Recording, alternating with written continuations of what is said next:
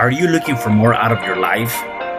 Do you need ideas on how to start new businesses and how to move forward in your own personal life? Well, guess what? You have come to the right radio show. At You Can Overcome Anything podcast show, you will learn and hear from many people from all walks of life who are sharing their challenges, their stories, the habits, and the mind shifts they had to overcome to become who they are today. On top, you will get a chance to connect and see how you can overcome anything by networking and learning about your next move through this radio show. I present to you our great speakers at You Can Overcome Anything podcast show with your host, Cesar Espino.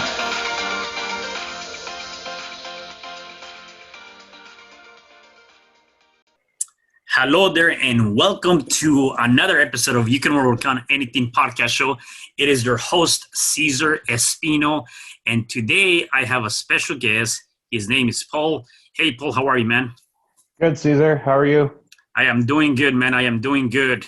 Hey, it's a beautiful day to be alive and be here, and definitely I'm excited to have you here on the show and talk about your story and have people know more about you. So I'm excited, man. Yeah, no, I am very thankful that you were okay with me coming on, invited me on, and I'm looking forward to this. So appreciate it. Thanks. Yeah, definitely. So let me give our viewers and listeners a little bit of your background, and we can dive into that. Yeah. So Paul, he has gone through a lot of domestic abuse, trauma, PTSD, bullying, divorce, anger issues, a lot of fear, anxiety, self-worth issues, 10 years or so in counseling, a lot of things going on. And now you are a mindset coach. You are certified in NLP Matrix Therapies. You do clearance to help men heal from their past trauma, emotional pain, anger, and fear. Similar things that you have gone through and you've experienced that. Now you've taken all of that you've gone through all of this healing process yourself, and now you're giving back by helping men do the same, right? Why don't we start 100%. by, where are you originally from and where are you tuning in from? And let's talk about some of your past history. So I'm tuning in from Calgary, Alberta here. So up north in Canada. And I'm originally I was born in Vernon, BC, Vernon, British Columbia, province next door over, and grew up in Kelowna till I was like 21 or so, and then moved to Calgary here to wanting to actually become a police officer. So that's how it all started. So you want me to just go in and yeah, definitely. How it all started? Yeah, definitely. Let's talk about your upbringing. Nice. Okay. So my upbringing was pretty dark. No one knew about what was happening within the four walls of the house. Everyone just thought we were just a regular family. No one knew anything about my father. My father was a functional alcoholic, very abusive, physically, verbally, sexually, just doing really completely dark things within the house. And he was responding from his own pain. My mom and dad were both immigrants. They both came from India. And my mom was already a victim of abuse, domestic abuse from before. She was a lady that didn't have that self-worth, didn't have that self-value of herself. She was, in the village over there, she was just educated with very little education. And back then, a lot of the immigrants would come over with these fake marriages. And so she married my dad's cousins that were originally here in Canada already and did this fake marriage, and then eventually separated or divorced and then brought my dad over. While that was happening, my dad's cousins would force her to do these hideous acts, and they would threaten her that if she didn't do them, that they would deport her back to Canada. And out of fear, she did things like sleep with men.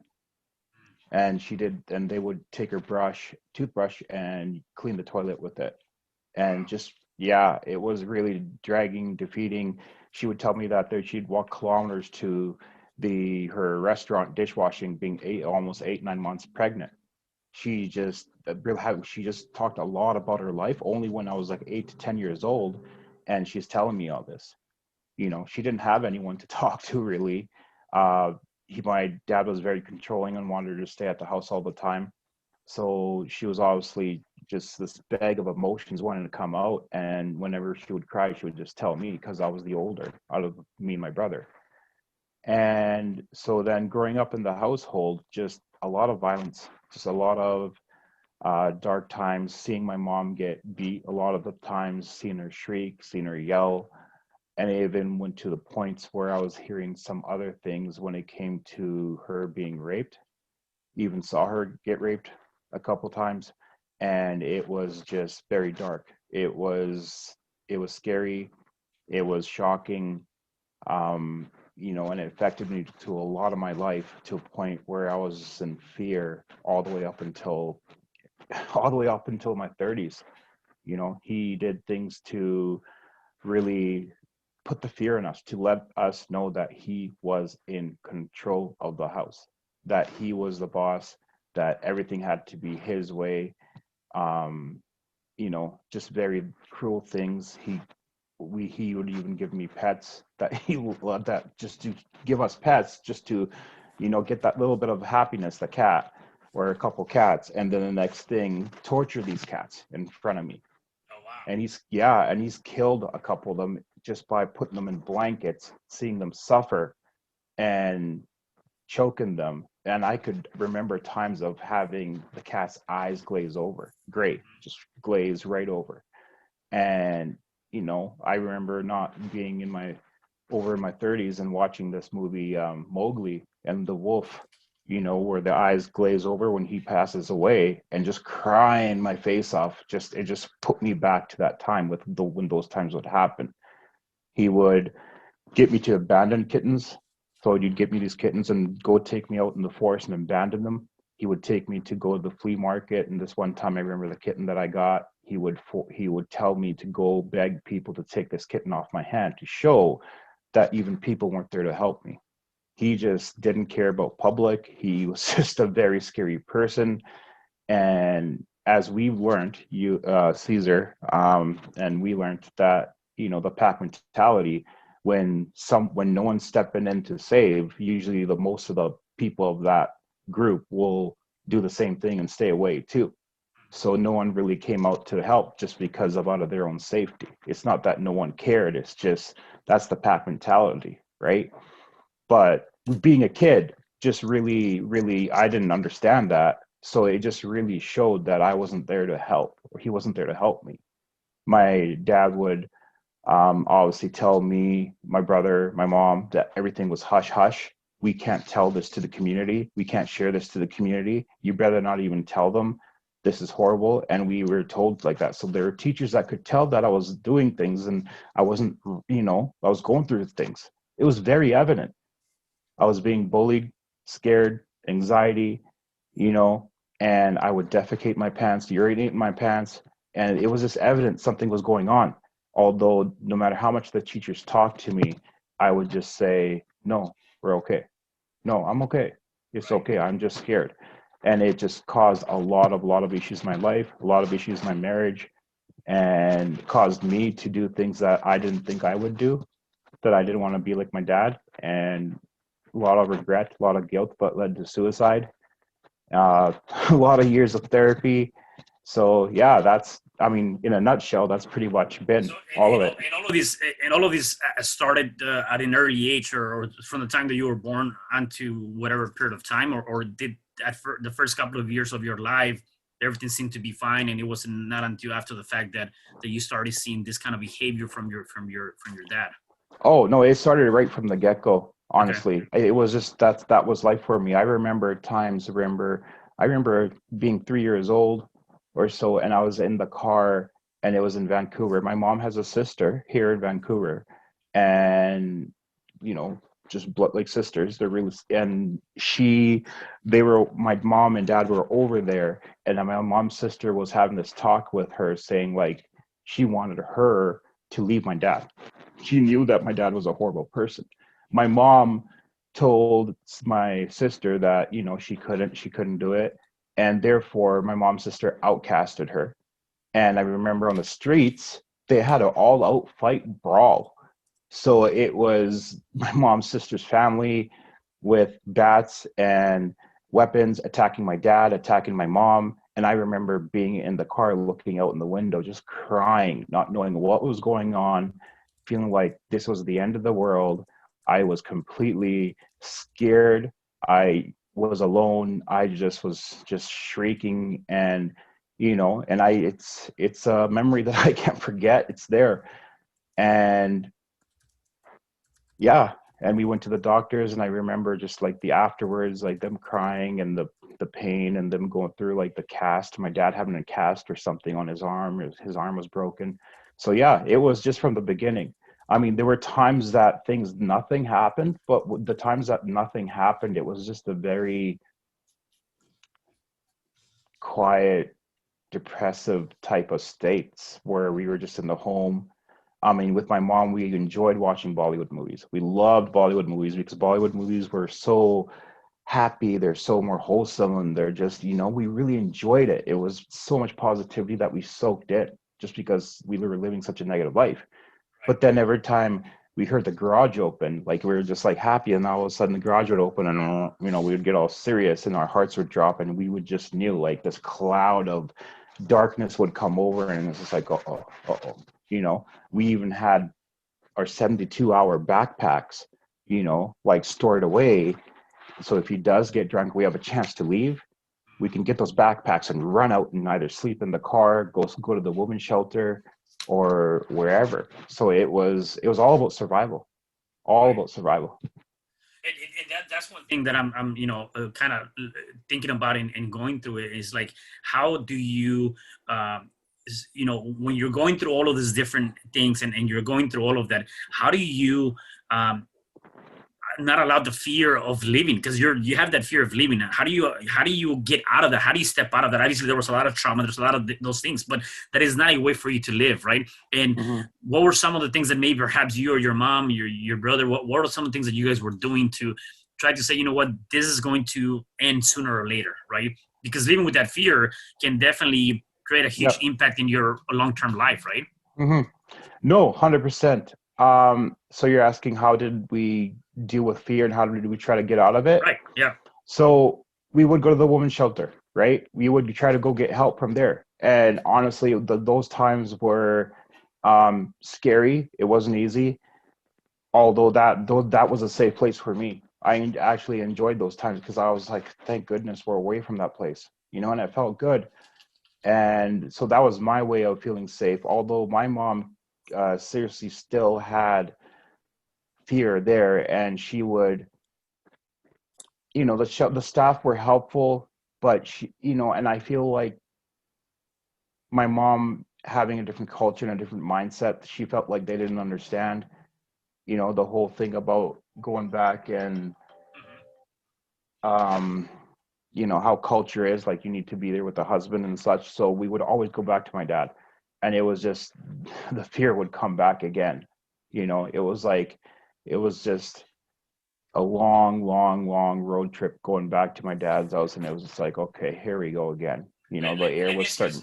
Let me ask you something. You said you have to go back, because of the culture. Was it really a culture aspect of it, or was it more the fact that a lot of times, oftentimes, people are so afraid of the unknown or being uncomfortable that they tend to go back to what is comfortable, even if that is not serving you or helping you, right? And so, was it more of a culture aspect, or was it more of the fear of the unknown, more of the fear of being uncomfortable?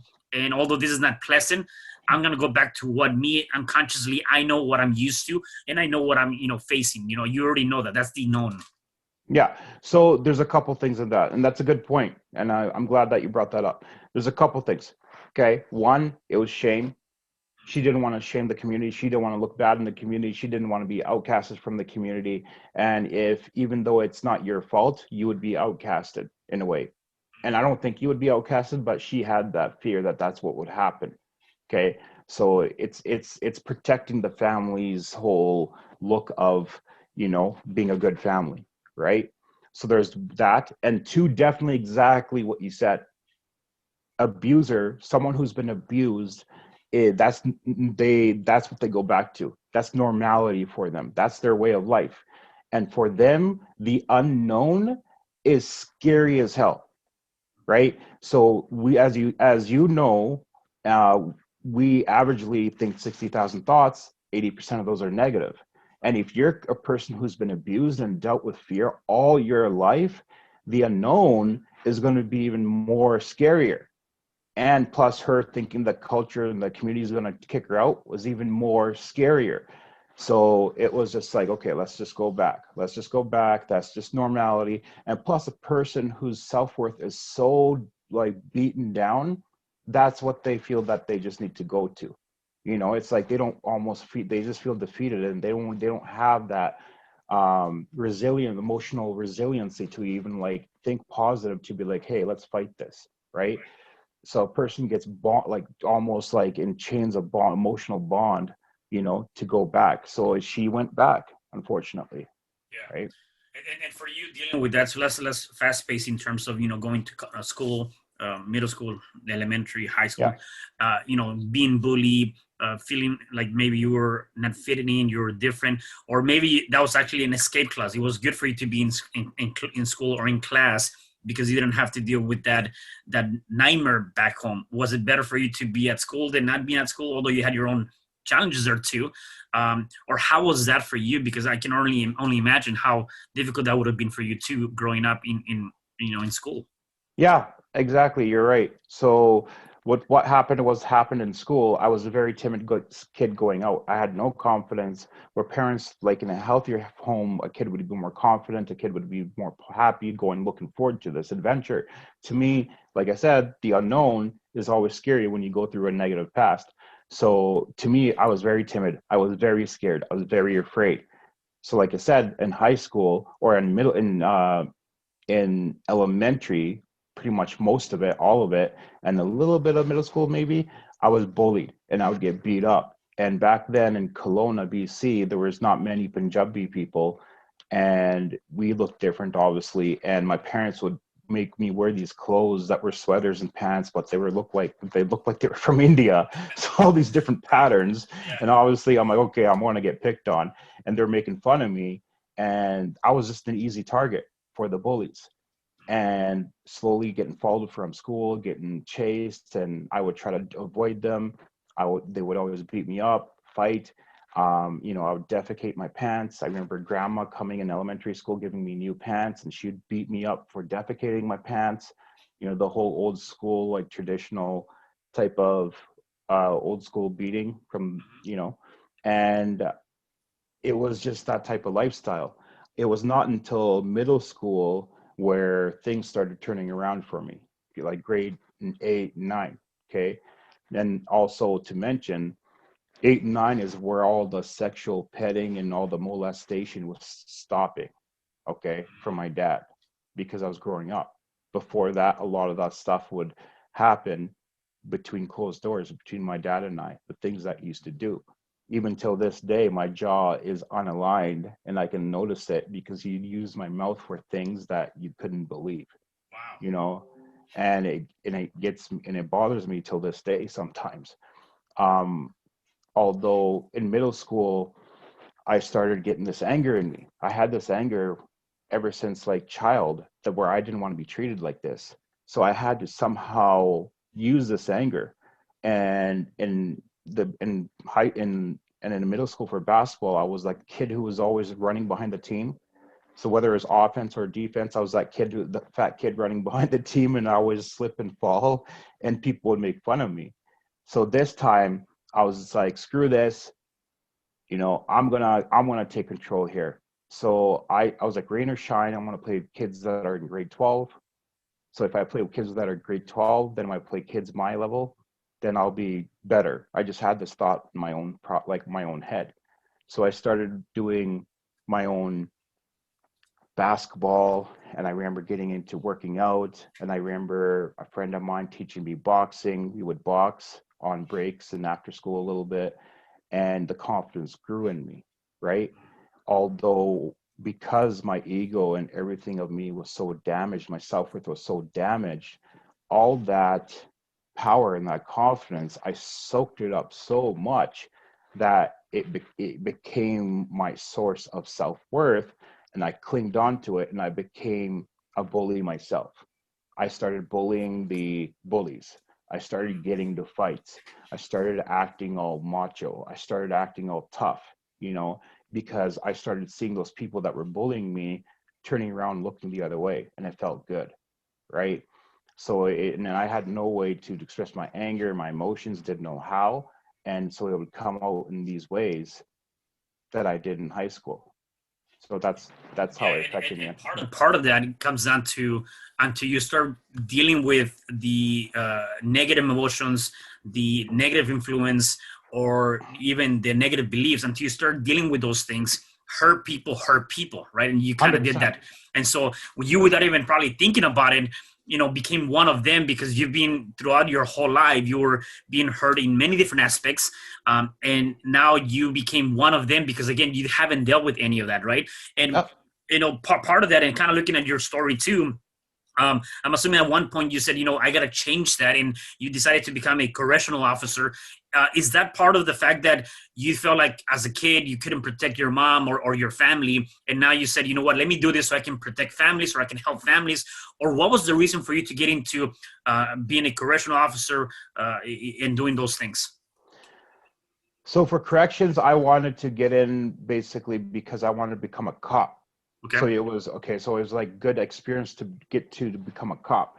Because the reason why I wanted to become a cop, honestly, firstly, is because more so my dad. Okay. Okay, my dad is deathly afraid of cops. Deathly, like he will not even drink one glass or one gulp of beer Mm-hmm. and go on a drive a car. He will not. He is so scared of the cops because the Mm-hmm. cops in India are very brutal over there, and they'll do whatever they want and get away with whatever they want. So he has this fear of cops. And I remember when I turned 16, he made sure I got a license right on the day I turned 16, So you can just drive so him. yes, so Wow. I can be his delivery driver, right? So I can go pick him up, take him to the alcohol store so he can, and as he's taking me to the alcohol store, he's saying all these vulgar names and put me down, spitting on my face, you know, getting alcohol. And there's so many times where I felt like I had to run him over. Like, I kid you not, like when I saw him coming out of the alcohol store, I just wanted to drive him over, seriously. Yeah. But obviously didn't, and then bring him back. And so he could get more drunk. So it's just like he used me for that. And so my whole ambition was to be like, I'm going to be a cop because I want to scare my dad's pants off. I want to have that uniform on me. So when he sees that person that he oppressed, he's gonna freaking urinate his pants, and I want to see him just tremble. I want to see him shake, right? So that's my whole desire. And so it wasn't out of a right internal, like, my fulfilling purpose way, right? Yeah. So when I was doing that, it was all in the wrong reasons, honestly, all in the Right. wrong reasons. Yeah, yeah, but I'm sure somehow it worked out to an extent. I mean, just building confidence too, and maybe stepping you out of what was the known to something different, and maybe in that service, maybe perhaps, right? Yeah. So it helped in a way, yes, where it gave me confidence, where I was like, okay, so I'm in a position of authority and I'm here, and these offenders, like, I need to supervise them, and they have to listen to my order. And if they don't, I have to find ways of have them to listen to that order, put out consequences and such.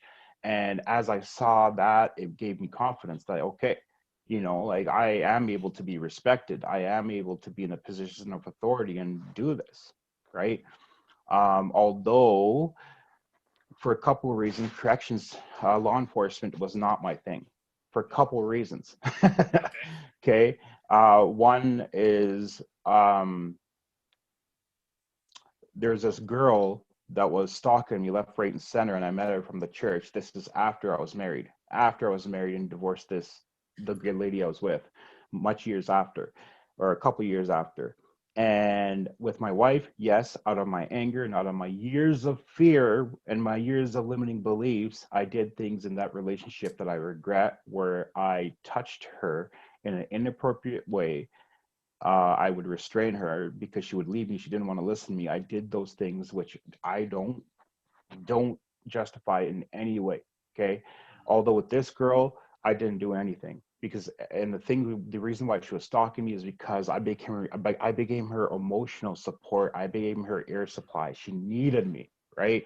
So basically, long story short, let's just cut it down to the short. She threatened me and saying, I'm going to call the cops to make sure you're not a cop. I'm going to screw you over, because I wasn't coming back to her. And I'm like, no. And she called the cops. I got in trouble. I got arrested just by her crying. Like, she was crying because I was done with her. But out of that cry and her calling out Wolf, cops arrested me. And I got charged and I got let go. And you know what? It was a horrible way of going about it.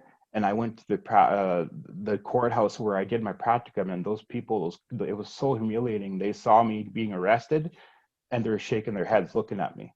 Like, it was humiliating. Anyhow, so I got charged. Long story short, again, a year after, they dropped the charges because they got another statement from her. My lawyer got another statement, and she came to my house 2-3 times more, and the cops pulled her away. So they figured out that she was just moving her mouth.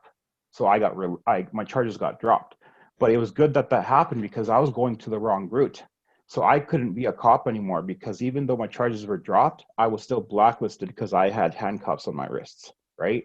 So I had to find another route. That's when I started working to family services, helping families, dysfunctional families, come together and work together as a unit. That's what I started working. And I got lucky working there, blessed working there, I should say, because my supervisor from the Boys and Girls Club walked in when I was a bouncer, and I had to do bouncing work because I was working construction after I got charges dropped. And he actually linked me with that job, being a family support worker. And being that family support worker, it was an amazing job. I loved it. I felt more fulfilled. I felt more useful. I felt more utilized. I felt like I was doing it for me, where law enforcement and wanting to cop was more for revenge and wanting to get back at my dad. So it's funny how when that door closes, you actually get sent the right way. Right. So let me ask you this. Obviously, going through everything you've gone through, you definitely have overcome so much in your life, and you've gone through so much, right? At what point in your life did you have that turning point, or what was that pivotal moment in your life to where you said, I need to start working on myself. I need to start clearing these traumas. I need to start clearing all these emotions. When did that come about? I mean, going from what you've dealt with your family to being bullied to this person that was talking to going through a divorce, all of these different things. I mean, that's enough to take somebody down. And you said, no, there's something. So what was that turning point, or what was that one thing that maybe gave you this light at the end of the tunnel? For those that are listening and are watching this, that might be going through something similar or have gone through something similar and do not have an idea on how to step away from that, what did you do? What was that pivotal moment for you? So my pivotal moment was basically this time where this is pretty much like after so I've divorced. I'm not with my wife anymore. I've been with a couple of relationships, and these couple of relationships, I, out of my own fear and out of my own limiting beliefs, was acting in certain ways to break the relationship, being aggressive, violent, and such. And then this is after I heard about my mother's death. My mom called me before she went to India, and she said that she's going, and I said, don't go, because the reason she went to India is because she felt like if she didn't, my dad and brother would kill me, because they almost got away with killing me in the middle of the divorce. In the middle of the divorce, my dad and brother almost got away with killing me because I went back, and out of nowhere, they jumped me and they beat me to a pulp, where months later, I couldn't get up. I couldn't even look at the phone, right? And the cops said nothing about it. It was a clear black and white story. You could tell that I was a victim. It was 2-on-1, and I was almost dead. I was staying awake. I couldn't even keep my head up when I was almost passing out by the time it took me months to recover. And so out of that fear, my mom would tell me that my dad would say, hey, you better come to India with me, because, we'll get rid of Paul next time. And last time we almost got away with it. So my mom went to India. She called me. I'm like, don't go, right? And then third world countries, as you can buy cops like this, I hear a call from my aunt, and she tells me that your mom's gone. I freaking broke down. I broke down. I'd taken years of therapy trying to be with girls, but I realized I'm just a spawn of my dad. And I was just like, fuck this. Who cares? I'm going to get a gun. I made a connection with these people and I went race and I stalked my house days and days and days to find out when my dad would come back. Days and days and days and days. Stalked, stalked, stalked, stalked. I didn't care about showers. I didn't care about my cleanliness. I just stalked. That was my whole mission. Lived on Visa cards, lived on credit cards. I didn't care. And just that hate was so real, so deep that, and I also wanted to see maybe my mom's around, you know, maybe they're just hiding her or something, right? And I got to see the pattern of my dad and mom, my dad and brother coming at a certain house at a certain time, got the gun. I had it all planned out. Get rid of my brother, get rid of my dad, get rid of myself and the whole disease of this world, right? Get rid of it. I hear my mother's voice saying, "You're better than this. Stop." I pull over. I started crying frantically. Like I felt like I was the Joker, just laughing, wanting to take that gun and shooting me. You know, hey mom, I'm coming up to you. You know, but I just had that like, stop. You're better than this, right? So that's where I went to the hospital. I went to depression. Months later, I got meningitis, bacterial meningitis. I almost died from that. I'm not allergic to anything in the world. And the antibiotic that was supposed to revive me, I happen to be allergic to. Yeah. So the doctor said it was like a 50-50 chance of me coming back. And I was revived, came back. Took me a month and a bit to get back on my feet. But after that, I had bugs running around my brain and I could not focus. Like the doctors didn't know why I had these bugs running in my brain. So for months, almost over a year, I just took sleeping pills and ate fast food. Sleeping pills, ate fast food. That's the way I just dealt with things. Worked 3-4 hours a day, maybe. Got up to 300 pounds, right? And I had landmines of fast food bags blown all over my bag or bed, all over, right? So this is a part to answer your question. And I came and I'm just like, one day, you know, so I'm like, okay, I can't get rid of my dad and brother. I'm having night terrors. I'm having PTSD, all these dreams, crying and everything in my sleep. And I'm thinking everyone's fucked me over. No one's there for me. And I just woke up and I just had this anger and just like I did in that middle school, like I told you to, just like that, I got angry, but I had to use that anger in a positive way to get over this. So if I can tell anyone any advice, if you have anger towards anyone, or if you have anger towards anything that's happened to you, you take that anger, you use that darkness, that anger, that power, and put it into positive. And how I did that was, instead of taking that anger and wanting to kill them, I took that anger, reversed it into positivity by saying, I'm going to go help people like me and my mom now. Because if I get rid of myself, I'm not going to be able to help people like me and my mom. So I'm going to start helping them. And this world sucks at loving, so I'm going to start loving people the way people need to be loved, right? Realizing that, you know what? Once I started respecting myself, I started finding people that respected me. before I thought no one just loved me. I thought the world was shit. There are great people out there, but once you feel great and you're at that level, then you start attracting those people that are going to be respectable to you, right? Yeah. So that's a lesson that I learned too. But then I started like, okay, I need to channel this. So I started working out and I realized it was for me to be a leader for those people in my position. I started learning things. I started going into counseling, and counseling I've been taking for 10 years, right? And it wasn't working. So then I started meeting this girl on a dating site, and she told me about this coach that does so much work for her, and that how I'd be a good coach, a good motivational speaker. And she's like, you need to do this. I'm like, what? She's like, you can be a coach? No, yeah. I'm like, really? I didn't know much about coaches here then, right? So she told me about my coach, told me what she did, linked me with her. I did some clearings with her, and holy crap, I was mind blown. Yeah. And this process is so powerful, because if you think about it, we only work at 4% logically, like, you know, with our conscious. and 96% is unconscious. So when you're going through therapy and you're talking from a conscious level, you're only working at 4%, hence why it takes so long, right? But when I was able to work in an unconscious level, and it was all linked to my limiting beliefs, and I found out with the unconscious, you don't know the difference between reality and fiction. Like I said, with that wolf glazing over, I thought it was real, and I started crying as if I was like, my dad was killing a cat right there. I was going through this process as if it was real and it was happening.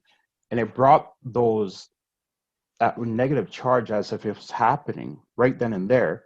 But at the same time, it was brought down in a positive light. And it was so powerful that I did these clearings on my negative influencers, like my dad. And obviously I had to do my dad like 3 times just because how crazy it was.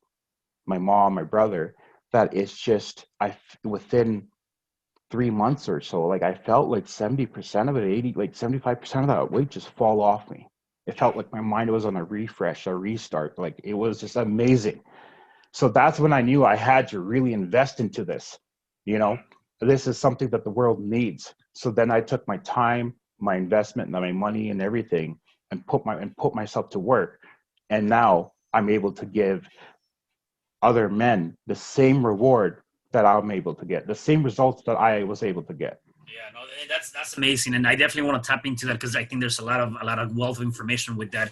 You said a couple of things though that I want the listeners and viewers to take note of, and I think 100%. It's very, very critical. Number one is, from pain, a purpose was driven, a purpose was born. You were going through so much pain, yet from that, something came out of that, and there was a purpose of, like you said, now helping men, being able to be the advocate or help families or people that have gone through the same thing that you went through as you and your mom, right? So that pain created something.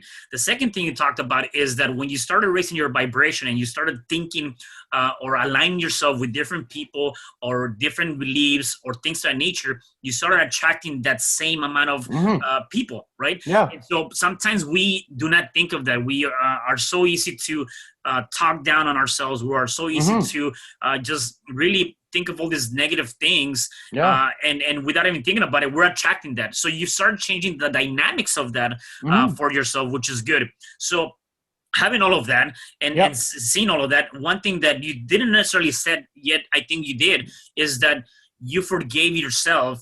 Not necessarily for your dad or for your brother or whatever the case may be, is forgiving others, even if you don't tell them, and also forgiving yourself, because that's another part of gratitude and another form of being able to say, you know what, this is the new me. I'm not going to hold any grudges or hold any of that, in my space, because I'm looking at it from a different perspective. I'm looking at it from a different place. And a lot of times people said, I don't want to forgive that person because that person did me wrong, whatever the case may be. Well, it's not even about them. It's more about you. It's 100%. About you and how you feel, So that's amazing. I think there were some really good lessons that you were talking about in that content. Let's talk about this process and this one thing you did with you. What is exactly that you did? How did that, really help you? And what is it composed of? I'm assuming it's NLP. Which process? What are we talking about? The healing? Yeah, exactly. Yeah. NLP, neuro linguistics programming. All right. So tell me more about that for people that don't know anything about that. Okay, so basically it deals with your limiting beliefs, your emotions, and the negative influences in your past. Okay.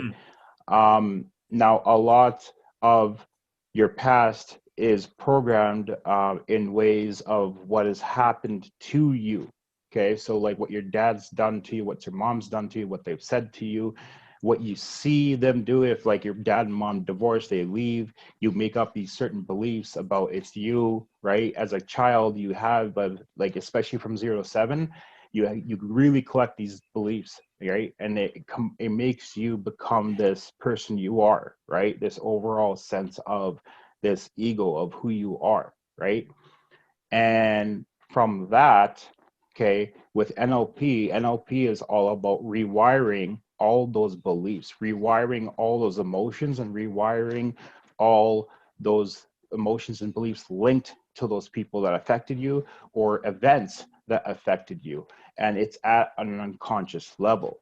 So when you do these sessions, you're in a it's a semi-hypnosis type of process. You're in full control, so it's not like you got the watch there and you're obviously knocked out and you're, you know, someone's able to make you act like a monkey. It's none of that kind of stuff. So it's at a point where, you know, you're at that state where your unconscious is more up to the level, right, where you know, it's like you're falling asleep, right, but you're awake, and you're working at that type of process, going right to the roots of where all those emotions and thoughts, and it lights those neural connections, those neural pathways to the root of it, and it brings that up, and at the same time using words and my own thoughts and everything to rewire this to give me more of an outcome when I am in real life, that instead of being triggered, the triggers are like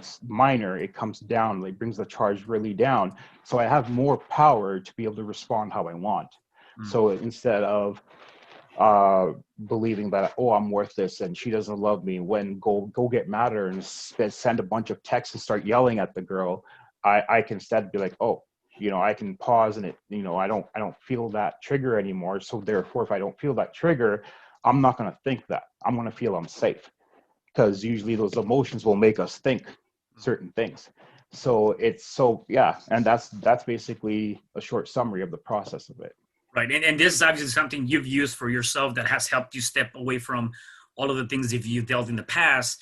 And now you're taking these same principles and ideas and utilizing them to help other families, right? 100%. 100%. Like, you know, with my dad, I remember, especially the first clearing, when, you know, just like I said, you'd vision your dad in front of you, and you know, it's in an unconscious level, and it makes it feel like it's real, right? So I wanted to go up and slit his throat. There's no chance that I wanted to, even like, I had no feelings of like forgiveness for him. But then when I did 3 clearings on my dad, because it was so intense, it was so deep, now I can actually say that, you know, like, hey, Dad, you know, you had to play a part in my role, but I'm okay. I'm going to go here. And that's powerful, especially to what my dad has done. Like, how can you say that, you know? And, you know, it got me to this point, right? And then obviously with my girlfriends, I would have these emotional connections with these girls, and I would do these clearings on my girlfriends. I would feel more separated. All these emotions were separated, the old connections from when they were made, and these thoughts, that I had more power to be able to, like, no, you know what? It's not right. I don't need to be with her. And I'm like, wow, this world needs this. And already I've linked up with several men, and they've gotten similar results that I've gotten, and they're loving it as well. It's an amazing, it's something that's needed. And, you know, I am so thankful, and I am so blessed that I was able to have this in my life. And I'm even more blessed the fact that now I'm able to provide this for others. Right. Yeah, definitely. And just to add to that, again, when we're going through how we clear emotions, beliefs, or influences, a lot of those are actually they come from your inner child from the age of 0 to 7, right? So when you dealt with a lot of things during that period of time, and you know, you go on your life without even doing anything, you're carrying that, all of that, and sometimes you don't even realize it. You could be in your 20s or 30s or 40s, and then all of a sudden that's going to come back to life. And so you have to, you know, and you're like, where did this come from? I'm like, oh, yeah. It was like from like 20, 30 years ago, right? So you got to be able to deal with those things. I'm just curious to know, and I'm sure the people that are listening, because you have an amazing, you know, story, and it's not just a story, it's a real life story. Yeah. What is the relationship with you and your dad now? Is he still in the picture with you? You even talk to him? And what about your brother too? So here's the thing. It happens now and then on my phone, and it just happened last night. I got a Facebook message under my mom's name, okay? And it's like a picture of like something religious, like something that she loves. And it's like, hey, Paul, how's it going? You know, hey, I'm like, how, you know, or how are you? What, like, I want to talk, let's talk, you know? And to me, it's just, no, like, you know, if my mom was around, it's been, holy, like, what, 5 years? And she's just talking to me now. I mean, very well could be, because she had just the way she's under that, control and pressure, and how my dad and brother is. Um, but to me, that's not safe. To me, that's almost like, okay, they're probably playing games. They're wanting to maybe have me back. But I mean, think of it. Like, my dad and brother went to a point to almost kill me. I could have got killed, and things that happened to me were completely horrid. And you know what? You don't have to be with someone to forgive someone. I can Right. still move on with my life and forgive someone. As you know, when you carry hate and you carry that, and I know hate. Trust me, I was Right. there every day stalking them. I hate and me have been old friends, Right. and you should never be friends with hate. And because what hate does is, it's you're wanting them to be punished, and you feel like they deserve to be held accountable, and and you feel like you deserve to hold that hate, but you're serving the sentence. You're serving the Mm, sentence. No, they're not serving the sentence. You're serving the sentence. And that's what was happening to me. So just like you said, forgiveness is more for me, right? right. And so I realized, yes, okay. And then one thing helped with me with forgiveness is knowing his crazy life. His crazy life was crazy too. And I only knew about his crazy life because when he would drink and cry and moan, he said a lot of messed up things that happened in his life. So that's where part of my forgiveness came, is to understanding his side. And I let go, and I'm like, I don't need to bother. But yeah, so because of that stuff in the past, I know that I'm not safe, because honestly, I looked up a study in Harvard, and it's 95% chance whether you're going to fail or succeed with the people that you hang out with you. 95% chance. Wow. So if it's 95% chance and I'm going to be hanging out with my dad, I don't see myself going very far. And Mm, he is not the type who wants to make a change. He doesn't admit his issues. He doesn't think he's wrong. And so therefore, all signs lead to me moving forward in my path by myself, making my own family. Because when right. it comes down to it, Caesar, we all bleed the same color. We all bleed the same color, and that color is red.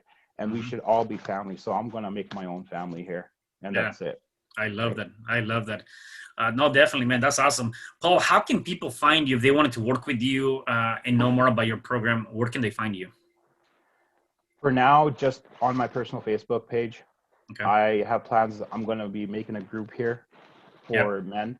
And but for now, just my personal Facebook page. So Paul Sanghera, Paul Sanghera, San like November, Ghera. Just punch my name in Facebook. You'll see me. Friend request me, talk to me. I have a bunch of content on there, and that's the best way to get a hold of me right now. Awesome. Awesome. Awesome.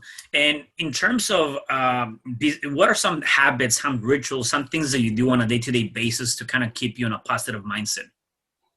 Okay. So one thing I'll say to people that are watching, and one thing that I do, is you must have an anchor. You must have an anchor. When a boat goes through a storm and it is being tossed left, right, and center, what does it do? There's an anchor. The anchor gets Mm, put down and it goes deep down to the sea, and it gets held. And no matter what the storm is there, the anchor is there. Okay. So my anchor is God personally. Okay. And there's been a huge conversion story in my life that just is so enlightening, and it was so powerful when it happened. And that's a story maybe I can share later. yep. But I get little feelings of that feeling, and I just know it's right when every time I listen to that. And so my anchor is God. Okay. And that's when I pray and meditate and I talk to him, and I really, when I breathe in the feeling, I breathe in the feeling and breathe in the air of love into the places where I have that pain. And it's like I have these tattoos. It's not because I look cool, but I'll even explain it here, just the process that I do. So it's just like, here's the pain, right? And it's love pain. It's not that I love pain. Well, now I do love pain in a respectful way. I've gained respect, but it's pain. I notice the pain. I recognize the pain. I call the pain out. I reflect on that pain. I accept it as mine, because even though someone did it to me, it's mine. If I blame someone else, it's not going to change. I give my power away by blaming someone else. So I take all ownership. It's my pain. I love it. So when I love it, I think of God loving my pain, putting it, coming there, and then I breathe through it, breathing. breathing is love too. And so that's my process. And also the gym, the first time I felt value in my life or sense of worth was in the gym.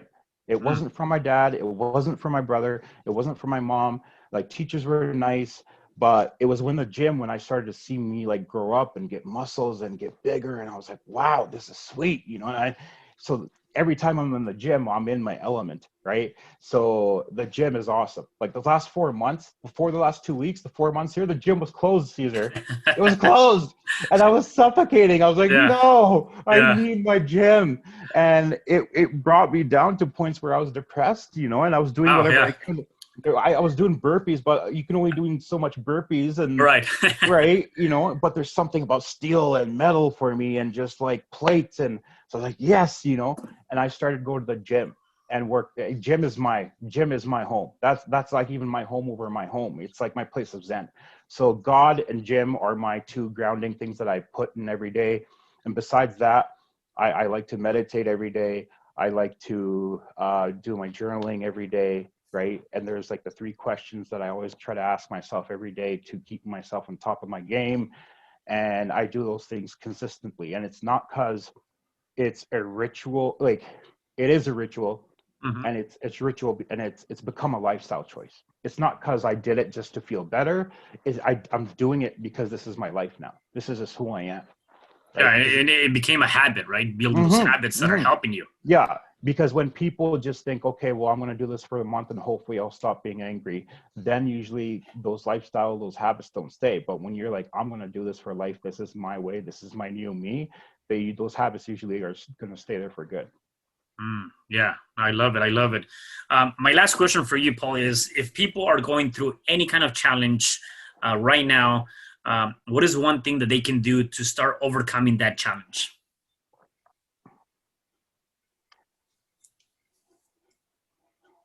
I'll say a couple of things. Mm-hmm. One is to pause, is to stop and pause and look internally of what's going on, and ask yourself what's going on. Questions are powerful because when you ask questions, you find answers. Okay. And then once you do that, do the healing. Okay. And that means how that healing looks for you is by going to get the help by a therapist, going to get the help by a coach, you know, what you and I do, Caesar, going to, and always work on yourself every day. Always, even if it's 5%, 10%, 100%, always put in effort in yourself every day for worth, right? And know that you're worth it. You know, even though you may not feel it, if you don't feel it, it's probably because of your past and what you've seen, and you made these thoughts up yourself in your own ways. But yeah, like, you know, honestly, stop, think about it, about what's going on, pause, and do the healing. Healing is a must. Sure, you can do techniques and do things to help yourself, to ground yourself, but that's only gonna just stay there just for the surface. You know, it's just you're just keeping it kind of leveled. But in order to get rid of all that, you have to face it. You have to heal it. You have to die. You have to almost die spirit, you know, and the old self has to die to be renewed, to be the new you that you want to be. Yeah, I love that. I love that. And it reminds me of a quote by Jim Rohn.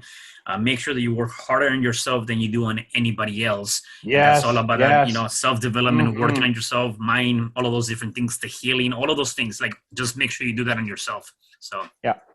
awesome. Well, Paul, I really had a wonderful time with you today. I really enjoy your story, and thank you for being here. Anything else you want to say before I let you go? Honestly, no. Caesar, I appreciate the opportunity of coming on here, man. Like, I always look up to you. You're a fun guy, and I love how like you're like older, but you're like this 20-year-old kid, and you just got this high energy. I love it. Yeah. So I enjoy Awesome. my time speaking with you all the time, and just doing this is a great opportunity. And I thank you for that. Thank you, brother. Awesome. Thank you so much. And for the rest of you guys, do me a favor. Make sure you check out Paul, connect with him on Facebook, send him a message. inquire about what he's doing to help men. You really healed all those traumas. So make sure you connect with him and stay tuned for the next episode of You Can Overcome Anything podcast show. See you guys. Hi, I'm Cesar Espino, real estate investor, business coach, and consultant, and author of the book, You Can Overcome Anything, Even When the World Says No. My number is 424-501-6046. In my book, I talk about making the necessary changes to shift your mind for prosperity and certainty. Pick up your copy at Amazon. I also love helping families with their real estate and can purchase your house fast and all cash. Follow me on Instagram, Facebook, and LinkedIn. My number is 424-501-6046. Thank you for having me today. I am so glad you've tuned into this podcast. You can find me at your favorite podcast platform where you can like, subscribe, comment, and share. And to learn more about myself, my services, you can find me at www.cesarrespino.com, or you can also find me at your social media. Thanks for joining me, and I am looking forward to having you at the next episode. And know you truly can overcome anything.